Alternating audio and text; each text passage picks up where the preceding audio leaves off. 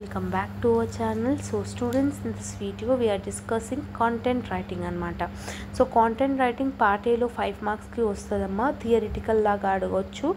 So ila adiginappudu ela rayali, asalu own ga ela raste marks anedi gather anedi meeku ostayi anesi ee video lo discuss chedam. Okay na, content writing anesi ఉంటుంది. ఇది ఎలా రాయాలి, ఒక content రైటింగ్ని ఎలా రాయాలి అనేది ఇప్పుడు ఈ వీడియోలో డిస్కస్ చేయడం జరుగుతుంది. ఓకేనా.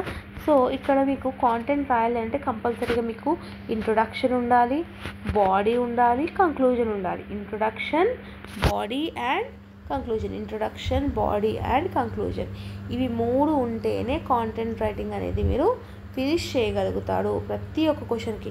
ఫర్ ఎగ్జాంపుల్ వాడు ఒక క్వశ్చన్ ఇచ్చి ప్రిపేర్ కాంటెంట్ రైటింగ్ అన్నాడు అనుకో, దానికి మీరు కంపల్సరీగా ఇంట్రొడక్షన్ రాయాలి, బాడీ రాయాలి, కంక్లూజన్ కూడా రాయాల్సిందే. సో దాన్ని స్ట్రక్చర్ ఆఫ్ కాంటెంట్ రైటింగ్ అని కూడా అనొచ్చు. ఓకేనా.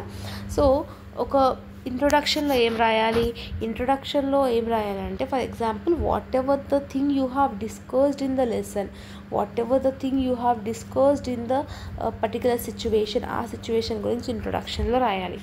బాడీలో ఏం రాయాలి అంటే పోయంలో ఏముంది, అసలు దేని గురించి, ఏమేం టాపిక్స్ గురించి ఉంది, ఏమేం టాపిక్స్లో ఎంత డెప్త్గా చెప్పడం జరిగింది.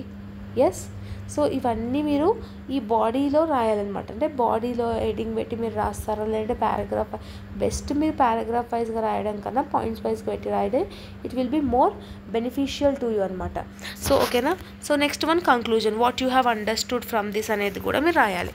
సో కాంటెంట్ రైటింగ్ నుంచి మీరు వచ్చిందంటే కంపల్సరీగా ఇంట్రొడక్షన్ పెట్టండి, బాడీ పెట్టండి, కంక్లూజన్ పెట్టండి. లోపల matter related to the question కానీ లేదంటే ఓన్గా రాయడానికి ట్రై చేయండి. డెఫినెట్గా మీరు ఫుల్ మార్క్స్ అనేది గ్యాదర్ అనేది చేయగలుగుతారు. సో ఇక్కడ ఎగ్జామినేషన్ పాయింట్ ఆఫ్ వ్యూ ప్రకారంగా మీకు కొన్ని క్వశ్చన్స్ అనేది ఇవ్వడం జరిగింది. ఎస్, మెటీరియల్స్లో ఇవ్వడం జరిగింది. ఈ క్వశ్చన్స్ ప్రతి ఒక్క క్వశ్చన్ మీరు ఏ క్వశ్చన్ అయినా చూడండి, introduction, body, conclusion will be same అనమాట.